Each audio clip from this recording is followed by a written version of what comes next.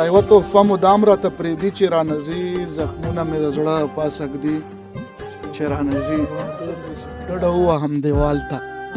لاس د زنې لاندې کېږدم ډډه ووهم دیوال ته لاس د زنې لاندې کېږدم تصور کې د یار لاړ شم تېر وختونه را په زړه کړم کله وجاړم په چغو کله شین شم د خندانه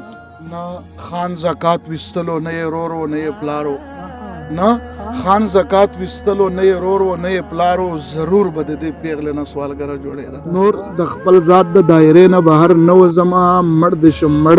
د دې کوټې نه بهر نه وځمه او زه بند په بند تړلی شوی د رواج په زنځیر لیدو ته ستا د دروازې نه بهر نه وځمه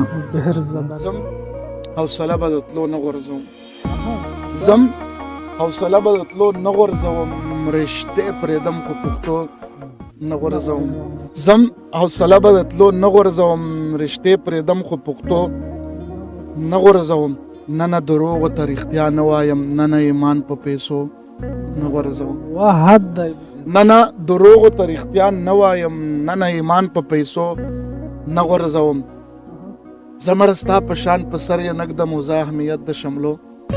نه غورځوم ډیر زبردست زمړه ستا په شان په سر یې نږدم زه اهمیت د شملو نه غورځوم دعا کوم مرته خو ستا په شان زه دعا کوم مرته خو ستا په شان زه مړه پیسې په قبرو نه غورځوم دعا کوم مرته خو ستا په شان زه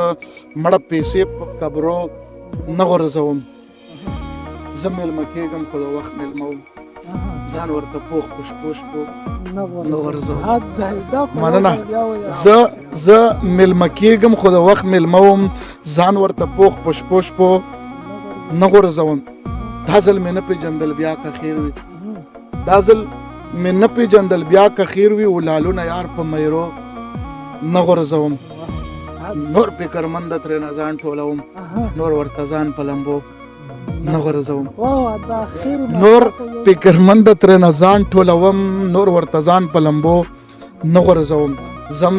حوصله به د تلو نه غورځوم رشتې پرېږدم خو پښتو نه غورځوم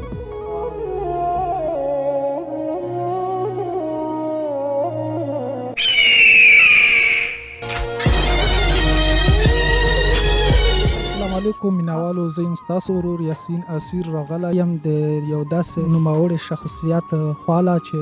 هېڅ تعارف محتاجه نه بسم الله فکرمند صاحب تا ته پروګرام کې موږ هرکلی ویو چې موږ ته وخت راکړو اسیر صاحب ډېره مننه خوشحال شې تشکر چې ته مننه باید د تا نه ځکه وکړو چې ته راغلې مونږ کلي له مونږ خواله دا پروګرام دی د مونږ کلي له راوړو مونږ دې پرې ونازولو نو تا ډېره زیاته مننه ډیره مننه ته موږ کوو چې موږ ته وخت راکړلو اورېدونکو وخت مو نه اخلو د بسم الله فکرمند صاحب نه موږ خپلې غزلې ورو نظم یې ته ورو نظم بارخ کې څه خیال دی ګوره نظم چې کوم دی که نه دا نظم هم شاعري ده او دا بس قدرتي ورکړه وي د انسان خپل فطرت وي ډېر خلک داسې وي چې ډېر ښه نظم لیکي هغه غزل داسې ښه نشي لیکلی څوک غزل لیکي نظم داسې نو زه نظم لیکم بالکل یم لیکم او دومره ډېرې نه لیکم ډېر په غزل کور کوم نو اته چې کم نظم ولدو هغه سره بالکل شریکم بیا وی چې کم اورېدونکي وي بیا وی هغه وتلی چې ښه دی ښه نه دی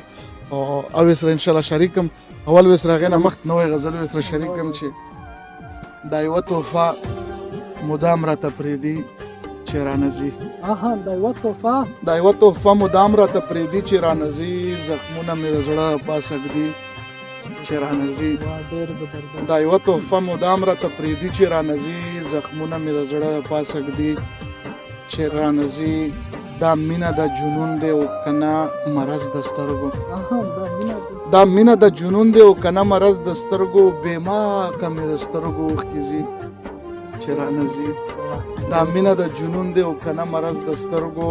بېواکه مې د سترګو اوښکې ځي چې رانځي ریباره یار ته وایه چې بې تا ژوندون مشکل دی ریباره یار ته وایه چې بې تا ژوندون مشکل دی او په ما باندې د خاورې واړوي چې رانځي مننه ریباره یار ته وایه چې بې تا ژوندون مشکل دی په ما باندې د خاورې واړوي چې رانځي زما د زړه دنیا خو په هغه باندې جنت ته زما د زړه دنیا خو په هغه باندې جنت ته و مزه به راکړي څه پسرلی شیرانه زی زما د زړه دنیا خو په هغه باندې جنت ته و مزه به راکړي څه پسرلی شیرانه زی په وصل د جانان باندې ژوندی وم فکرمنده حالات مې بیا مرګوني شي بیخي شیرانه زی دا یوه تحفه مدام راته پرېږدي شیرانه زی زخمونه مې د زړه د پاسه دي شیرانه زی